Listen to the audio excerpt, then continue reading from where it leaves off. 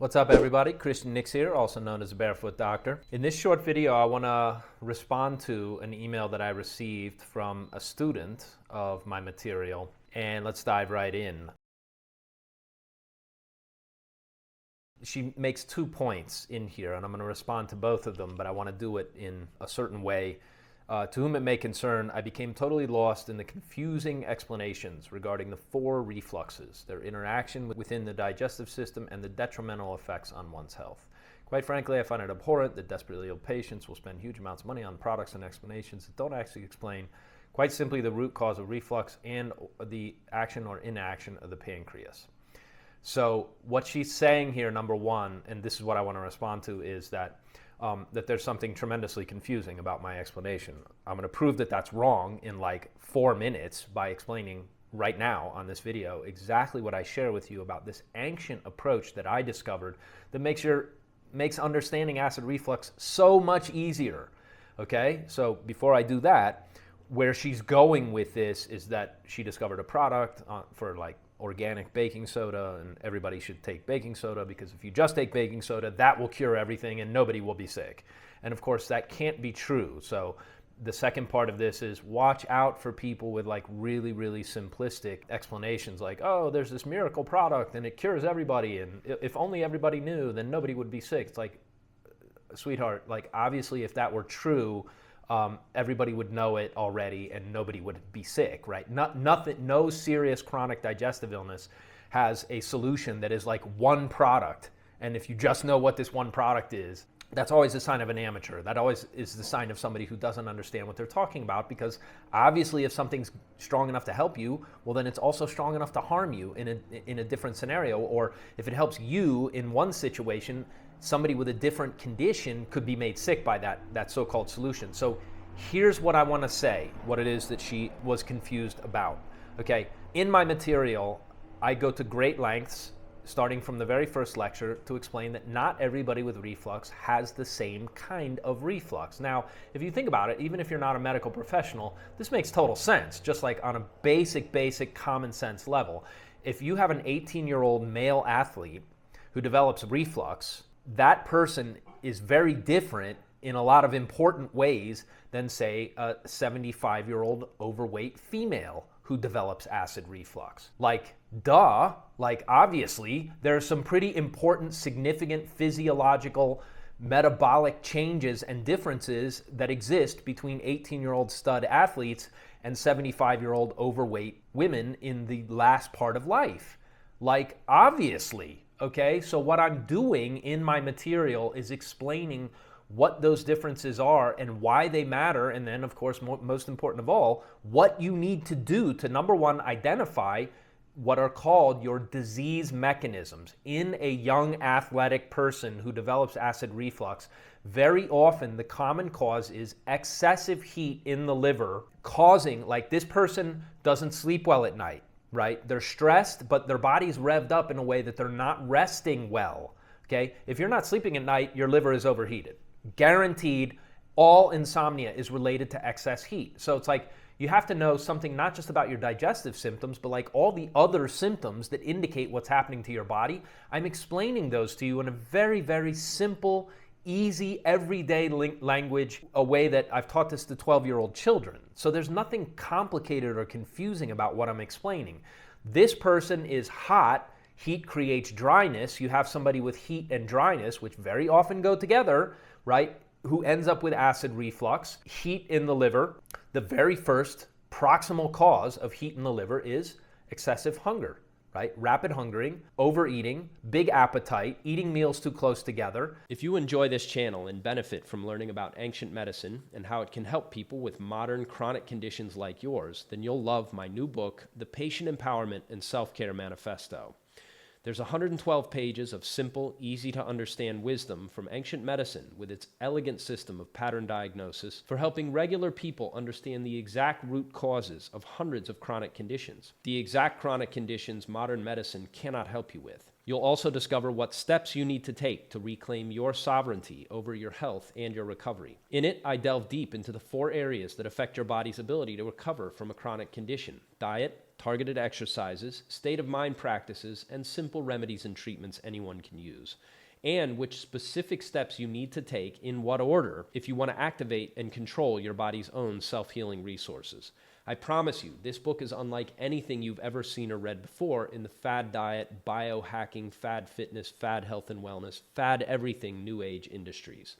Once you read Patient Empowerment and Self-Care, you'll never think about your health or chronic illness the same ever again. You can get a free copy of my Patient Empowerment and Self-Care Manifesto and ask me questions directly twice a month on my Ask Me Anything coaching calls when you take a trial membership to my private community, the Nix Institute for Self-Healing and Integration. The link is in the description. Everybody with stress, heat in the liver is almost a synonym for stress.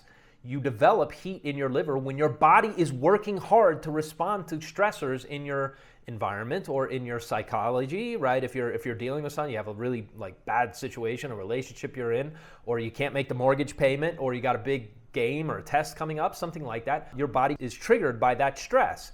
And the response to that stress is that your liver works harder. So your liver works harder.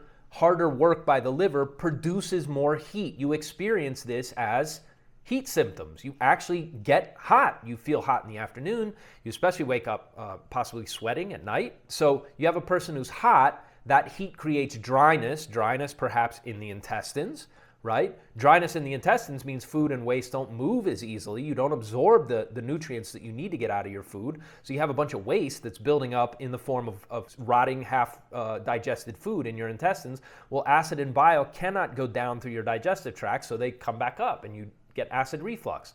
Okay, there's nothing very confusing about that. That makes perfect sense, especially if that's your particular type of reflux. So when I break down the quiz, what I'm giving you is 4 simple yes-no questions. It's not 4 questions. Like choose the one that matches your experience of reflux the closest, and then you will have probably secondary and even tertiary kinds, because obviously one kind of reflux means that you have an imbalance that may give rise to other imbalances as well. So it makes good sense that you would have, for most people, you're going to have more than one type, but usually you'll identify with a dominant kind of type. And so that's what I've done, is approach this from a point of view that people can understand that oh, my reflux is kind of different in this way from other people's reflux. I have to start here if I'm going to heal. When you start in the right place, you have a much, much better chance of letting your body's self-healing mechanism kick in. You don't need pills. Your body knows how to fix stuff. You can turn the ship around pretty easily if you understand this and you start in the right place. Now, go to a 75-year-old overweight woman, which is most of the people who find and use my material. This person is tired, right? You're tired by the time you're 75. So fatigue, the organ most related to fatigue is the spleen. If you have digestive illness and you're fatigued, you know that the spleen is one of the primary causes. The spleen in ancient medicine is like the digestive fire.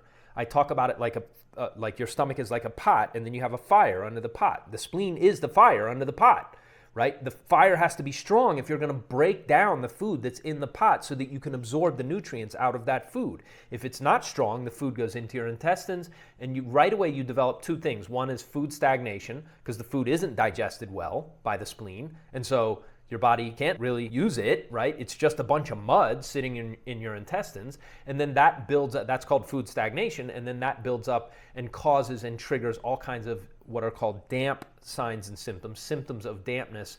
The first and most important of those is mucus, especially in the back of your throat. You're going to notice, you always have to clear your throat. You get mucus dripping down the back of your throat. Maybe you get a cough that's productive where you're hacking out mucus. Maybe you get head fog. Maybe your joints start to hurt, right? There's all kinds of symptoms that amount to dampness in the body, but primarily what you notice first is mucus, and that mucus will be what's called postnasal drip in the back of your throat. So if you understood any part of that, right, I explain this in a really step-by-step manner in my material inside the Pivot Protocol, starting in Lecture 1, where I give you a big overview. I take a good long time to do it, but I suspect that Marilyn, who wrote me this email, didn't really take any time to try to understand it, because there's nothing confusing about what I'm explaining. The ancient medical system I discovered is way less confusing than a modern medical explanation, which is like, oh, you have acid reflux, your stomach is making too much acid, so take an acid blocker. It's like, well, wait a second, that doesn't make any sense either, right? That's counter factual. That's anti-logic. Like, don't you need your stomach acid? Like, if you block your stomach acid, doesn't that make your digestive system weaker? Yes, it does. So why would you do that, right? If you're taking acid blockers because you're following the advice of your mainstream doctor, like, that doesn't make any sense at all. That's exactly what you shouldn't do. So I think partly because people are confused by the kind of stupidity that we see in modern medicine, the kind of anti-logic that your doctor uses by like, just take an acid blocker, it'll get better. It's like, no, you're gonna make it much, much worse if you do that. So, but I also think that there are people who come to my material who just refuse to learn anything new. And getting to the point, and the rest of Marilyn's email, what she's actually saying here is that she wants me to know about this product. And so she goes on to say, she makes the argument that the pancreas produces sodium bicarbonate, which is baking soda. Okay, that's a new one for me, but there's no doubt, right, that some of the enzymes that are secreted by the pancreas also have alkalizing ability, because you need an alkalizing enzyme. An enzyme is something that helps catalyze the breakdown and digestion of substances that you've put in your digestive tract. So, okay, if you say so, but right, the idea that the pancreas is a source, a natural source of sodium bicarbonate, is of course a bit far-fetched, but hence the body is too acidic instead of alkaline as nature intended. And then she gives me her health history here, but her whole point is that she discovered pure organic natural mined bicarbonate of sodium, and ever since she took it, right, miracles have happened, and the heavens opened, and the angels sang, and then she talks about like some complications she had, but now that she has organic sodium bicarbonate, right? So my point is, like, watch out for people who try to make claims about really simplistic approaches. Only, take apple cider vinegar because it cures acid reflux. It's like, no. Certain people who could benefit from apple cider vinegar may benefit and have less symptoms of it, but if you take apple cider vinegar to excess, like every day, over and over again, not only does that not cure reflux, it will make you sicker. It will cause imbalance in a different direction. Typically what it does is it overheats the liver. Vinegar is very hot. The liver does not like excess heat. So if you take a lot of vinegar to try to cure your reflux, what you're going to do eventually is overheat your liver and cause the exact problem you were trying to fix, which is you'll trigger all kinds of digestive symptoms, one of which could actually be acid reflux. Same with sodium bicarbonate. My question back to Marilyn is like, okay, what's the symptoms of over-alkalizing? Like, if you take too much baking soda, what happens to you? Do you know? Would you recognize if you've over-alkalized your bloodstream? Because if you don't know that, right, obviously that's kind of dangerous too, right? Typically what happens if you over-alkalize the body, you'll get tremors, you'll get weird spastic movements where your body is like twitching, right? You'll have weird kind of nervous system disruption because you can't over-alkalize your blood without causing certain problems. And if you take too much baking soda, the other thing is baking soda is also an acid blocker. I mean, that's what Tums is, that's what Rolaids is, right? You take something that's antacid, like baking soda, and it neutralizes your stomach acid. So am I saying that nobody can get benefit? No, I'm saying the exact opposite. Some people will benefit from taking baking soda, but the danger is, number one, relying on it too much. Like, oh, I found, this is the cure for acid reflux, and there's nothing else. You don't need anything else. Like, don't do any work to understand your condition. That's not professional medicine. That's quackery, right? That's new age chicanery. That's nonsense, right? It will also get you sick. It will get you in trouble. And, people who want to break complex chronic digestive illness down to, forget about all that other stuff. Forget about learning something new that actually makes sense out of your condition in a way that you can use quickly, that will make your body, that gives you the power to heal your body on your own, right? Not just this time, but like when you go out of balance in the future, you'll know exactly what to do. Like, oh, I have too much dryness. I'm too damp. My spleen is weak. I know exactly what to do to fix those things. If you just get these 4 basic imbalances correct, you basically have the keys to having good health for the rest of your life. Not because it's magic, not because there's like some secret remedy, right, that I'm going to show you, but because you understand how to read your symptoms and what steps you can take, really simple foods and food combinations that will make your body heal on its own, like it's designed to do, right? There's nothing in modern medicine that does this, and there's definitely nothing in the new age fad diet, fad health and wellness world that will teach you how to do this.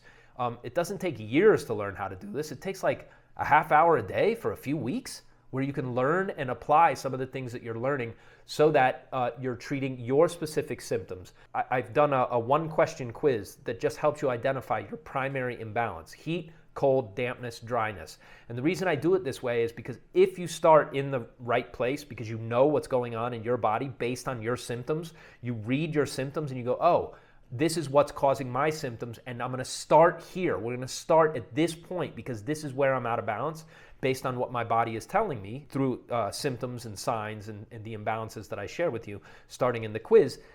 What you find is by starting in the right place, you give your body the power and the ability that's already wired into it to heal on its own. No pills, no doctor visits, no expensive supplements, no sodium bicarbonate, no bullshit. This is how you master your body's self-healing reflex. And it's strange because obviously I live in a world where I know that this is possible, and I've known it for 20 odd years, and I teach it to a very small number of people compared to the hundreds of millions of people with digestive illness all over the world. But there really is there's no easy way, there's no easy source to go find out how to manage and master your body's healing system.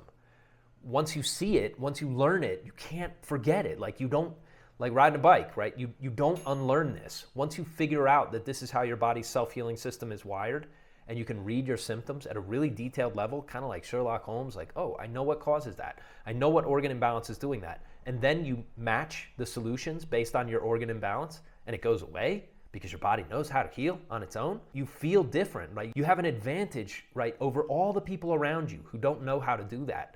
And it's marvelous. It's something incredible that I've discovered, and obviously I'm very keen and very enthusiastic to share it with other people. So if you like these insights and you enjoy the kind of stuff that I share with you on this channel, or if this video has been helpful for you, by all means, please share it with somebody else. It's really word of mouth referrals that has grown this channel over the years. And I'm delighted anytime people find my stuff and turn their health around and figure out how to stay healthy. I have people who write me testimonials. They go, oh, I've been sick for 40 years. You're the first guy that explained what was really happening. It's like, yeah, I know.